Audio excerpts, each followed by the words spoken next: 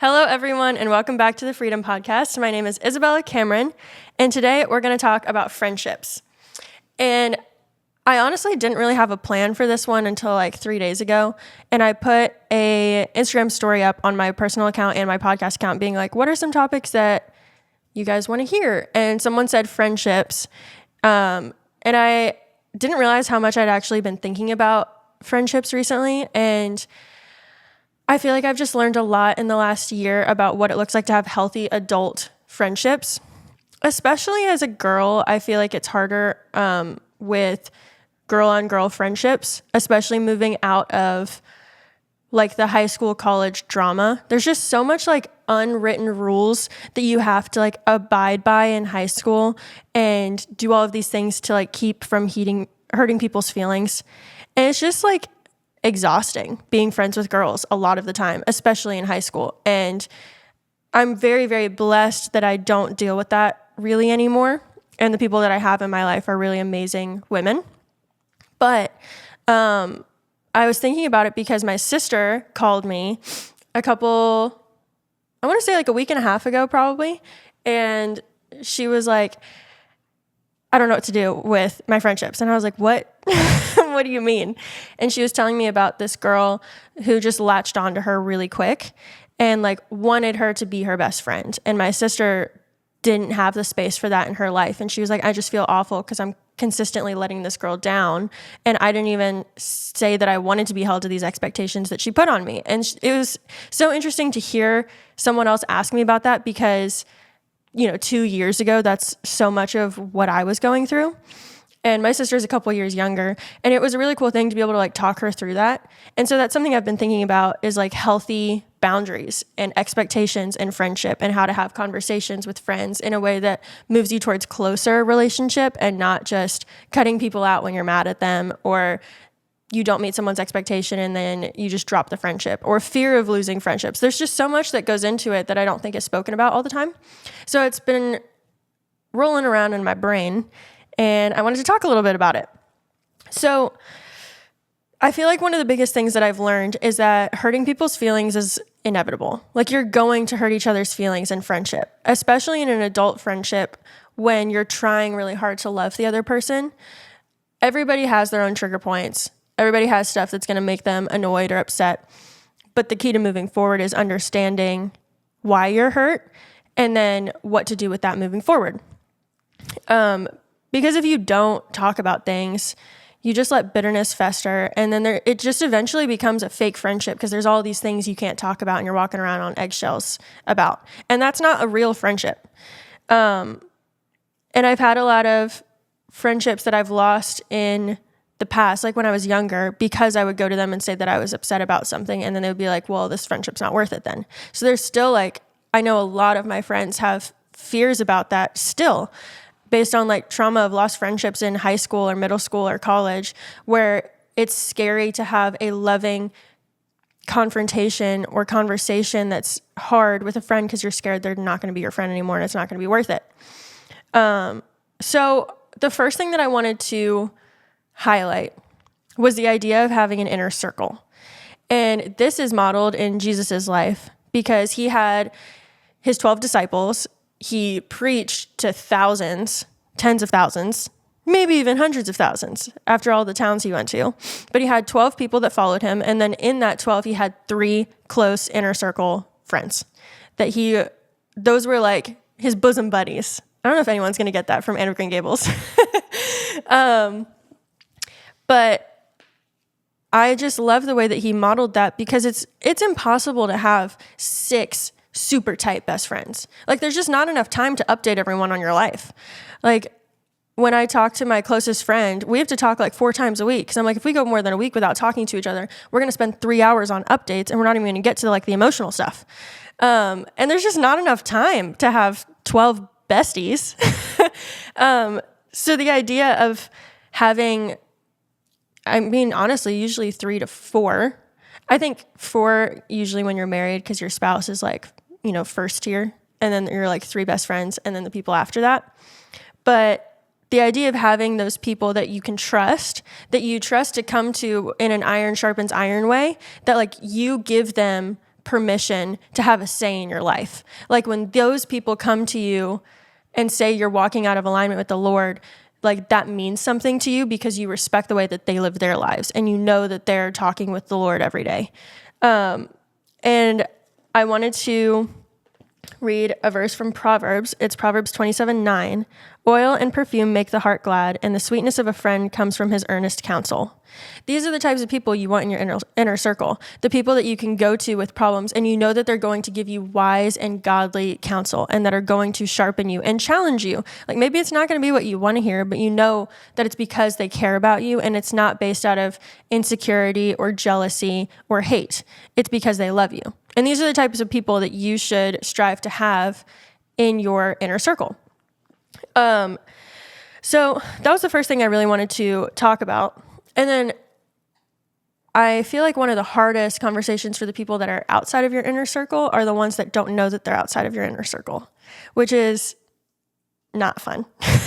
Because inevitably there's going to be someone who thinks that they're closer to you than they actually are.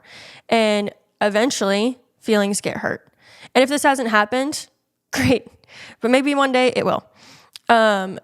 And I think that you have to steward your relationships with people really, really carefully and not do the girl thing where you're just like besties with everyone and you do the fake, like pretending that you're close to someone when you're not.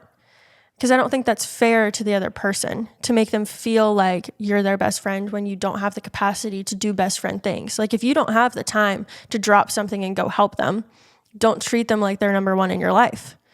Because it's not fair. And there needs to be boundaries and expectations set. And honestly, with a lot of friends, I haven't had to have like a sit down expectation talk. Like it's pretty understood that like you have your people, I have my people, and then we get to hang out and just have fun once a month, once every other month, whatever it is. And there's like mutual respect for that.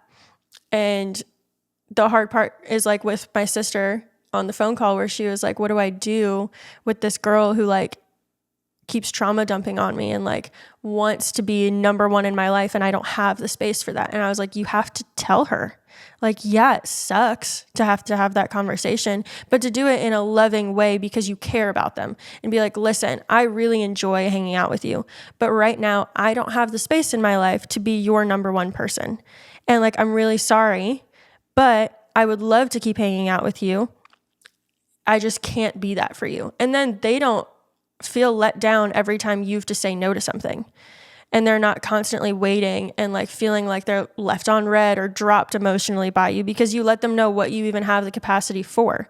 And those conversations can be hurtful. And that's the hard part is these conversations can hurt feelings, but in the end, it's because you're doing it out of love for the person. If you didn't care about them, you just wouldn't tell them. You would just keep letting them down over and over and over and over again. But because you care for them and love them, you go out of your way to be like, listen, this is what I have the space for in my life. And I will say before you have that conversation, ask God to show you what you need to be to that person because maybe this is a person God wants you to disciple. And that's what I told my sister too, of like, ask what your role is supposed to be in their life because you're not supposed to disciple every person. You could be taking that opportunity away from someone else God has placed in their life to disciple them. So ask God, like, what do you want me to be to this person? Is this the conversation I need to have? Or do I need to figure my time out and my schedule out to where I can make more time for this person because you're asking me to? So those are conversations you need to have with God first, but to just know that those conversations, whatever God directs you to have, whatever he directs you to say, is loving. And know that you're going into it out of love and make sure that your heart is in a place of love and not just because you're like annoyed by them or sick of them reaching out to you. Like check your heart first, but that those conversations are important. And I don't think that especially women, we're super great at that. And as Christians, we should be better at it. And it's something that I'm working on a lot in my life of being honest, even when I'm afraid of hurting people's feelings because I care about them and love them. So to wrap up so far, knowing who your inner circle is, making sure that they're people that you can count on that give godly wisdom and counsel. And then the people that aren't in your inner circle, having boundary conversations and expectation conversations, if that is needed. A lot of the times it's not. and it's understood. But if you have someone that's nagging you constantly, hang out, and you just don't have the time to be honest with them and not just do the whole like, well, sorry, I'm busy. Like tell them, be like, I don't have the time in my life right now to hang out this often, and I'm really sorry, but I just can't be that person to you.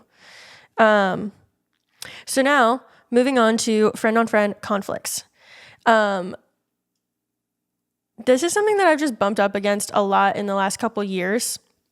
And to be fair, I think it's a lot of my fault. I think that I communicate differently than a lot of people, and I tend to come on pretty aggressive. So that's been something that I've been working on. And honestly, an issue that I have noticed in myself is assuming why people do something. And that's a really hard thing to get out of like, if someone hurts my feelings or they don't say something the way that I want them to say them, I'm very quick to assume why they're doing that. It's like, well, they just don't care about me. They must hate me. And then understanding that not only is that like most of the time incorrect, but it's prideful. Like it's pride to assume that you know everything about why someone's doing what they're doing. 'Cause it's saying that like my viewpoint is the only one that's possible. My interpretation of why they're doing what they're doing is the only possibility. So I must be God. Like you're basically playing God when you assume things about people. And so I have a couple of verses that I wanted to read about assuming. So the first one is Proverbs 25, 8-10.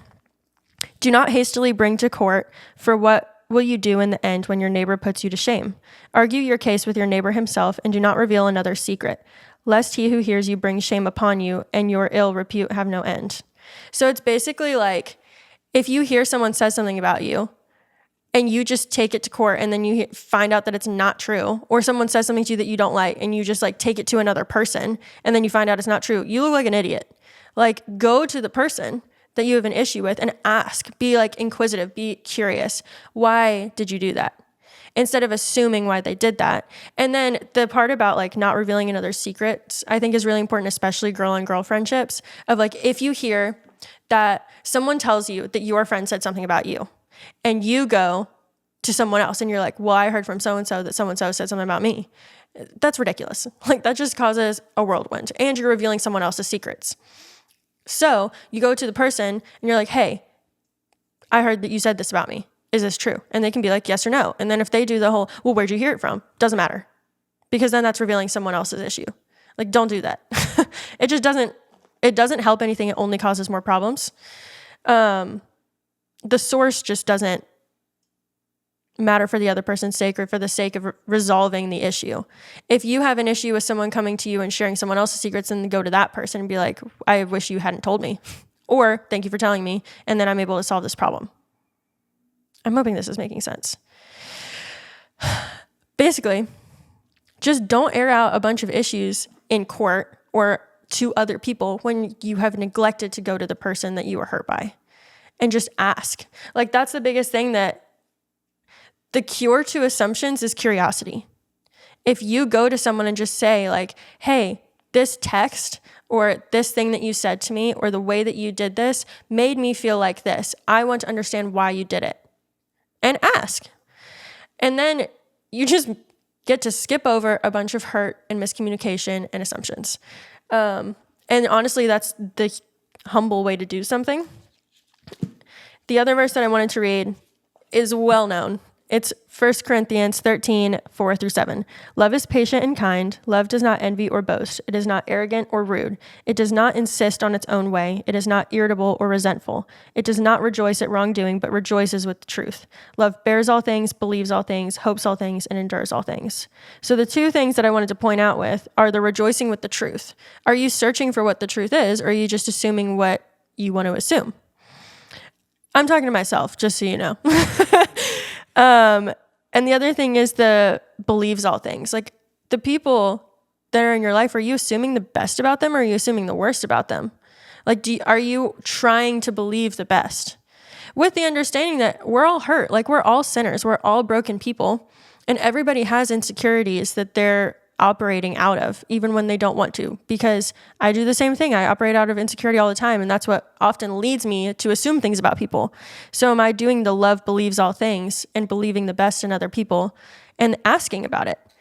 And that doesn't mean you have to like just bury everything deep down and sweep it under the rug and be like, well, they were probably fine. I mean, sure, sometimes it's like, okay, I know what they meant by saying this, even if it rubbed me the wrong way. And if you know their intent, then cool, move on. But if you don't know, just ask. And it solves a lot of problems. So that's my thing on assuming. Okay, my last thing is, how often are we like praying for our friends? And that's something that I've been really, really working on. I'm trying to remember who. I think it was my friend Shaylee that actually did this. I was telling her sometimes that I get overwhelmed with all the things I need to pray for. And it just feels like I'll be sitting here for 5 hours trying to pray for everything in the world. And she was telling me that she breaks it down every day and has like a thing, like a topic per day. So like on Monday, she would pray for her family. And on Tuesday, she would pray for her friends' marriages. And then like Wednesday, she would pray for like world issues. And I was like, man, you're really smart for that. That's a really good idea. So shout out Shaylee for that. I don't know if those were her exact days, but you get the gist. So that's something that I've incorporated into like my prayer routine in the last year or so. And it helps so much. So I have a family of friends, and in the friends one, I have like specific prayer requests for my friends that are Christians. And then for the friends that are not Christians, I pray for their salvation. And then I have like a world issues, and that's like, you know, starvation, human trafficking, stuff that like is on my heart. Unbelieving people groups, like that's one to put in world issues. And then I have one for marriages in my life. So like my parents' marriages, my in-laws, my friends' marriages, cousins, aunts, uncles, you get the gist. And then I think I have a day that doesn't have anything specific, and it's just like whatever's on my heart. But that's like my general outline. And having a praying for friends is so important. Especially like, I know how much it means to me when I've gotten texts from like my inner circle and been like, where it's them saying, hey, I was praying for you today and like God gave me this for you. That just like breaks me. That's the sweetest text to ever get. Or like phone call. Like, you talk to God about me? That's so crazy. And it just means so much. And I wanted to read this verse from Job. It's Job 42:10. And the Lord restored the fortunes of Job when he prayed for all of his friends. And the Lord gave Job twice as much as he had before. And the reason I wanted to point this out is because his friends sucked. Like, all throughout Job. So if you don't know the story of Job, he's like kind of like the greatest guy ever. He just loves God so much and like is really, really like walking with the Lord. And then the devil goes to God and is like, I bet I can turn Job. Like, I bet he'll turn on you if you let me torture him. And God's like, he won't, but you can try. Just don't kill him, which is a crazy story. Anyway, moving on.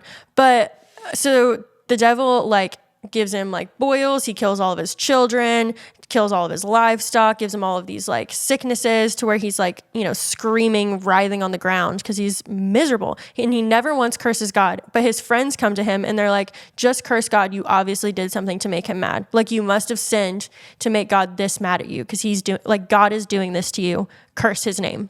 And Job says no. And then after all of this is after the enemy loses. Job never curses God.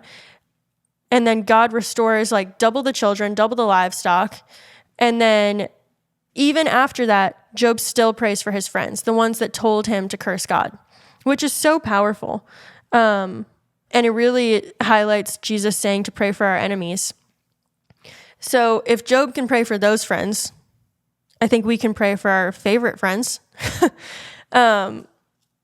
And like being intentional with asking, like, what can I pray for you? Something that me and Shaylee have started is doing like bi-weekly check-ins where we have like 5 categories where we like ask really intentional questions of like, how is your marriage? How are your friendships? How is your job? How are you doing with budgeting? Like, and money-wise, how are you doing spiritually? And like, we do like a full check-in and then write down notes so that we can pray for each other. And having like a sit down where we do that has been really, really powerful, because what we often do is we just like do everything together. So like we work out together, and then we read together, and then we make breakfast together. Like we just do life together. And then all of a sudden we're like, we haven't had like a real conversation in a while, because we just do stuff. So having a sit down where we like are vulnerable and intentional about what is going on in our lives, and then how to pray for each other, has been really, really great. So that's something I would encourage you to do with your inner circle. I think that's like all I had written down. So to recap, inner circle, knowing and trying to find friends that care about you and are godly, how to have boundary and expectation conversations when they're needed, and to do it in a loving way because you care about them, and you don't want to consistently let someone down. Not assuming about why people are doing what they're doing, but asking instead. And then pray for your friends. I think that's it. Do you have any questions, Christian? Yes. I guess there's no Christian question time today. I will write down all of my Bible verses in the description of the video. And if you have any questions, comments, or concerns, feel free to comment them or DM me them. If you have any ideas of topics that you want me to talk about in the future, DM me or comment. I read all the comments, unfortunately. Some of them have been mean. YouTube is a scary place to be on. Anyway, please like and subscribe. I hate doing that. I know everybody's so sick of it. Just like and subscribe. But it really helps. And I know you hear that from 1,000 YouTubers, but subscriptions especially, and share this with your friends. Please subscribe. Go ahead and hit that alarm bell. Just smack that like and subscribe button. And that's all. Thank you for watching, and I'm praying for you. And goodbye.